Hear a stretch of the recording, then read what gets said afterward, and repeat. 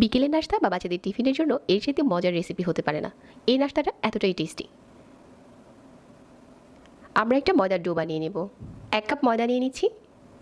তারপর দিয়ে দিচ্ছি স্বাদ মতো লবণ। 2 টেবিল চামচ দিয়ে দিচ্ছি রান্নার তেল। তেল মিশানোর কাজটা একটু সময় নিয়ে করতে হবে। ময়দার সাথে তেল আর লবণটা খুব ভালো করে মিশিয়ে নিচ্ছি।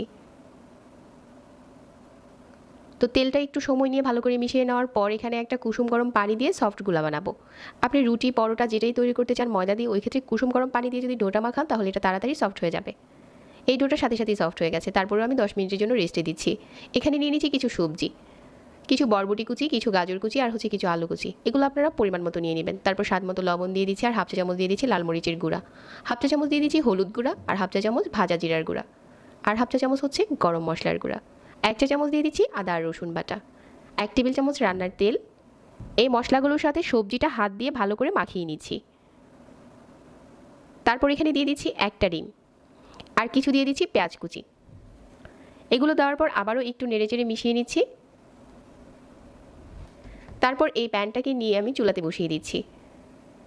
একদম অল্প আঁচে এটা রান্না করে নিতে হবে আর ঢাকনা দিয়ে ঢেকে দিচ্ছি। মাঝে মাঝে 2-1 বার নেড়ে দেবো। এখানে কোনো রকম পানি দিতে হবে না। চুলার আঁচ একদম কমিয়ে এরকম করে সবজিটা রেডি করে নিচ্ছি। চাইলে কিন্তু এখানে মুরগির মাংসও দিতে পারেন, তাহলে টেস্ট আরও বেশি বেড়ে যাবে। অল্প আঁচে এভাবে বেশ কিছুক্ষণ রান্না করে নেওয়ার পর আমাদের সবজির পুরটা রেডি হয়ে গেছে। তো আলুটা খুব ভালো করেই সিদ্ধ হয়েছে। চুলা থেকে এখন প্যানটা নামিয়ে নিচ্ছি। যে ময়দার ডোটা আমি আগে থেকে মাখিয়ে রেখেছিলাম এটা এখন একটা বোর্ডে নিয়ে কিছুটা ময়দা ছড়িয়ে প্রথমে পাতলা করে রুটির মতো বেলে নিচ্ছি। তবে এটা কিন্তু আমি লম্বা করে বেলছি, রুটির মতো গোল করে বেলা যাবে না, লম্বা করে বেলতে হবে। তো তারপর হচ্ছে সবজির পুরটা এরকম মাঝ বরাবর দিয়ে দিচ্ছি। তারপর একটা সাইডে পানি লাগিয়ে নিচ্ছি আর এভাবে করে রোলের মতো প্রথমে ভাঁজ দিয়ে দিচ্ছি। ওই সাইডটাতে ওইভাবে করে পানি লাগিয়ে এরকম লম্বা করে নিয়ে একটা সাইড থেকে মুড়িয়ে নেব।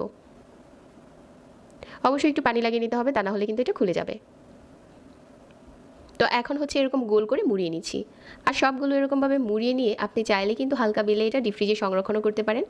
তবে আমি হাত দিয়ে কিছুটা ছড়িয়ে প্যানে দিয়ে অল্প তেলে ভেজে নেব। যদি চান এই নাস্তাটা ডুবো তেলে ভাজা যাবে, তবে অনেকের কাছে তেল বেশি ভালো লাগে না, তারা চাইলে এরকম অল্প তেলেই নাস্তাটা বানিয়ে নিতে পারেন। তো প্রথমে হচ্ছে তেল ছাড়াই আমি এপাশ ওপাশ করে উল্টে নিয়েছি। তারপর হচ্ছে হালকা তেল দিয়ে আরও একটু লাল করে ভেজে নিচ্ছি। তবে ভাজার কাজটা একটু ধৈর্য সহকারে চুলার আঁচ কমিয়ে করতে হবে, তাহলে ভিতর থেকেও এটা খুব ভালো করে কুক হবে আর অনেকটা ফুলকো দেখাবে। এখন আমাদের নাস্তাটা প্রায় রেডি হয়ে গেছে। এই পর্যায়ে চুলা থেকে নামিয়ে নিচ্ছি। আর এই নাস্তাটা গরম গরম পরিবেশন করলে খেতে দারুণ মজার হয়। বাচ্চাদের টিফিনের জন্য এটা দারুণ রেসিপি। সহজ সহজ রেসিপি পেতে আমাদের পেজ ফলো করতে ভুলবেন না। যারা এতক্ষণ সাথে ছিলেন সবাইকে আবারও অনেক অনেক ধন্যবাদ জানিয়ে আজকে এখানে বিদায় নিচ্ছি। আল্লাহ হাফেজ।